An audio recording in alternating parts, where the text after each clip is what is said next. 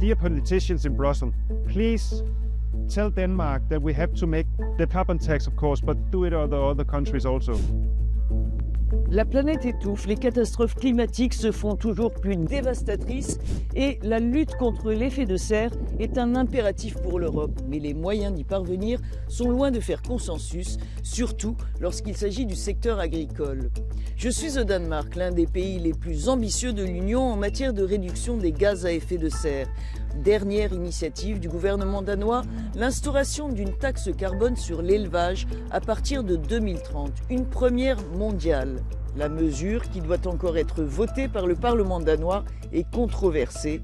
Selon ses détracteurs, elle n'aura notamment que peu d'effet sur le bilan carbone de l'élevage. L'Union européenne veut devenir neutre en carbone d'ici 2050, avec pour objectif intermédiaire de réduire les émissions de gaz à effet de serre ou GES d'au moins 55% d'ici 2030. Mais il faudrait pour cela, selon les experts, que les GES provenant de l'agriculture baissent de moitié. Le secteur génère 11,4% des émissions de gaz à effet de serre en Europe. La plupart de ces rejets sont dus à l'élevage. Ils proviennent surtout de la digestion d'aliments par les bovins et les ovins et du stockage de fumier de bovins et porcins. S'y ajoutent les émissions produites par l'épandage d'engrais chimiques et le fumier épandu par les agriculteurs ou excrété par les bovins. La France, l'Allemagne et la Pologne sont les plus grands émetteurs de GES d'origine agricole dans l'Union européenne. Mais le Danemark, grand exportateur de produits laitiers et de porc, n'est pas de reste. L'élevage y est la deuxième source d'émissions de gaz à effet de serre du pays, après l'énergie.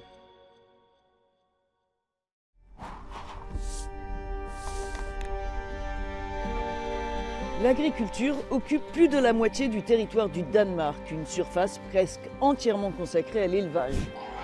Je suis ici dans l'une des fermes porcives de la région de Sealand, qui, avec les élevages bovins, sont les cibles principales de la taxe carbone que le gouvernement veut instaurer sur l'élevage, une mesure dont l'efficacité ne convainc pas du tout le propriétaire des lieux et responsable de l'association danoise pour une agriculture durable. On this farm we have 800 sows. They produce around 28,000 pigs a year. I sell the pigs when they are 30 kilos to Germany and Poland and other countries because I get the best price on that market. I can say we use the best technology to keep the pollution as low as possible. These pigs are 3 weeks old. The crate here in here is very clean all the time because the floor is open. So the poo-poo, it goes down to the floor. And under the floor we have a technology with some pipes. They cool the manure all the time.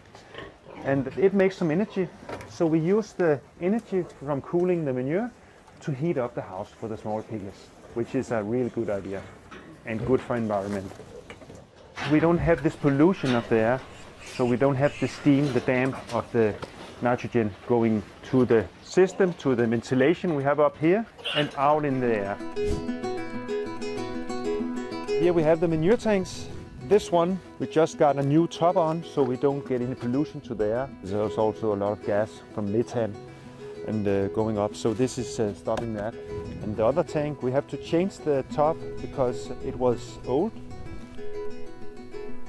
Now I know where the smell comes from. Now you know where the smell comes from.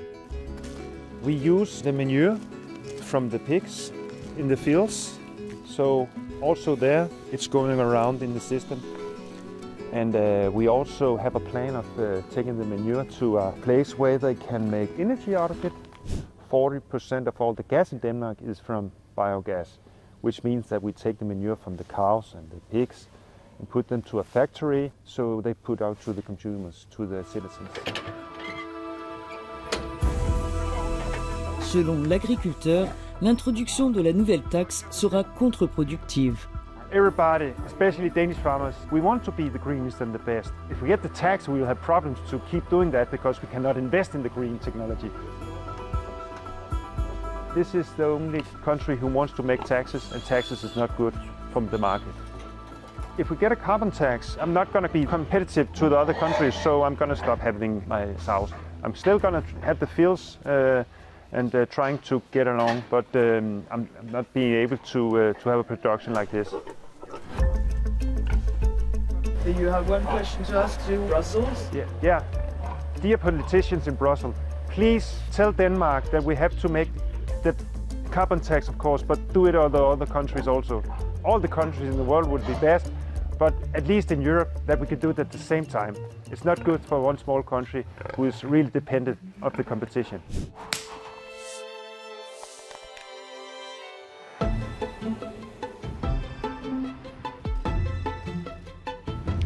Le Parlement danois, derrière moi, doit bientôt voter sur la nouvelle taxe que le gouvernement veut instaurer sur les émissions de gaz à effet de serre de l'élevage.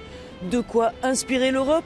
Bruxelles a en tout cas renoncé à une tarification du carbone d'origine agricole. Des points que j'ai soumis à l'une des expertes du Conseil scientifique consultatif européen sur le climat à Copenhague. If we look at the emissions from agriculture in Europe, since 2005, very little have happened in terms of reducing emissions. And one of the reasons is that there's no incentive for farmers to do so. So if you think, for example, of how you handle manure, technologies to treat it better, they're costly.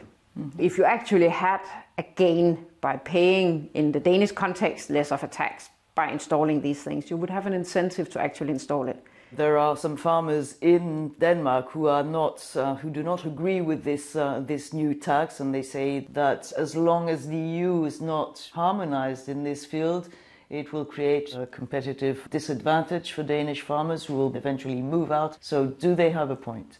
One of the critiques of implementing a greenhouse gas tax in Denmark in agriculture has been a concern of what is called leakage, so that the production and thereby the emissions move to other countries. And that's where the EU as such has a large role, because the more common policy we have in Europe, the less leakage there will be for the individual countries, because other countries also have to reduce emissions. I think we need to implement some sort of pricing mechanism in agriculture to give an incentive to reduce emissions. And the other thing is to look into the common agricultural policy and see how we can revise that, because as it is today, a large amount of the subsidies are going to greenhouse gas intensive productions and not to less carbon intensive production forms. Sous pression des agriculteurs, l'exécutif européen a en tout cas renoncé cette année à intégrer des mesures spécifiques à l'agriculture dans ses objectifs climatiques pour 2040.